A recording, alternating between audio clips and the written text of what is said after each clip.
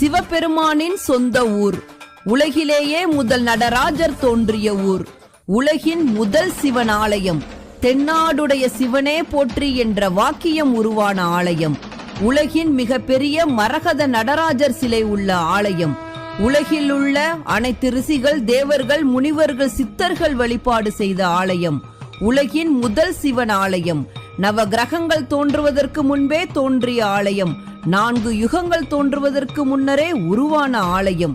1000 சிவ அடியார்கள் ஒரே நேரத்தில் மோட்சம் பெற்று சகசிரலிங்கம் உருவான ஆலயம்.